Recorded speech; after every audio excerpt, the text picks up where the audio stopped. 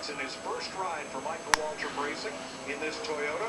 But look at Harvick give Truex the bump into turn 3 that propels him in front of the field. Yeah, that's what he and Boyer were trying to do last time down through there. We ran out of room. And the 9 car, whoa, what happened to him, guys? He got kicked up to the high side with no place to go. He finally works his way back in line behind Brian Vickers in the 83.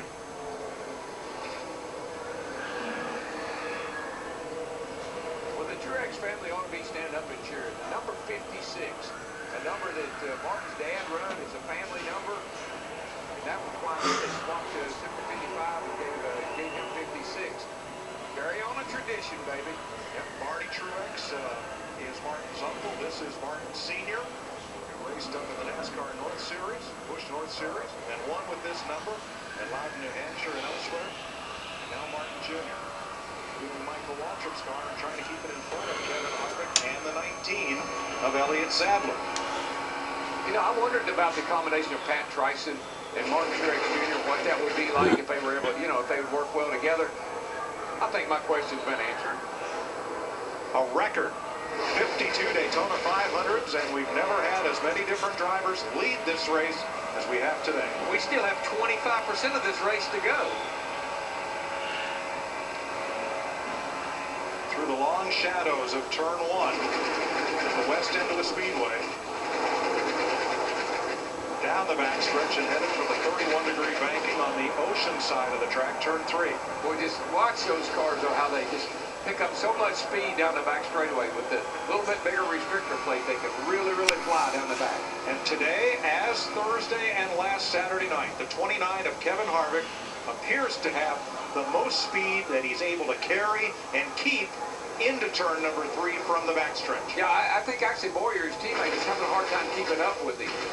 That Kevin's car just handles a little bit better. Right around the bottom. See that? See how he gaps the 33 car? Now you see Elliott Sadler, the 19, that when we sat up here during the commercial break and just questioned was just for the 2 right side tires the way to go. And I just think he's had his hands full with that race car, and I think he really has his hands full now against all these cars before fresh tires. Look at this Junior shoving the 16 of Greg Biffle, and you see how he let off just before they got to turn 3 in the corner. I think that was about 16 hands full right there. Well, it looked like it, and it's hard to do with these cars because the bumpers match that the 16 was lifted off the ground for a minute. 3 wide. Straight, that's the main thing. I think these guys have finally realized, hey, this track's got that grip back in it like we've seen here all week, and they're going after it. This is Daytona 500. Someone else has realized something. That 11 car, look, boy, Elliott Sadler's just all over the place, that 19. He cannot find a place to get right now. No, he's going to get wrecked if he doesn't get out of the way here. Casey Kane and the 17 of Matt Kenseth almost got taken out in that corner. There is not much substitute here. Horsepower, maybe. You see Elliott, he's waving, he's flagging to get away from me, leave me alone. Matt? Mike, earlier when he got dropped out of the lead and fell to the back, he said the car was just way too loose to be running in front. He got back up from the track position. The car's still way too loose. He's just hanging on in the 19. Yeah, when you change just right side tires, it can sometimes tighten your car up, but it can sometimes, depending on how it's handled, it can make it even looser. 48 laps to go, Larry. How many more laps do they have to run before they can make that stop under green that they need and still make it to the finish without stopping again? Well, I would normally say about lap 160 with 40 to go, but think back to what interviewing Steve Addington. We have to think about a possible 3 attempts at a green-white checker, so I think safely you need to get to about lap 164 to feel real good about it. And I'm feeling real good about probably more than 1 attempt at a green-white checker. These guys have been racing down here. This is a gaggle right here. I tell you who else has realized that this race is winding down. We talked to him during the red flag. Looks like Denny Hamlin, that 11 car, him and his crew chief Mike Ford has finally concluded. Boys, it's time to go. Look at him on the high side right behind his teammate Kyle Busch in the 18.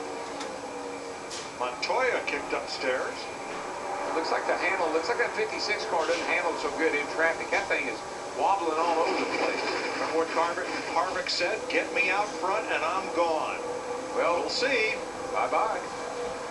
We'll take a quick break from Daytona and get a look at Shutter Island, a suspense thriller brought to life through the eyes of visionary director Martin Scorsese. February 19th in theaters.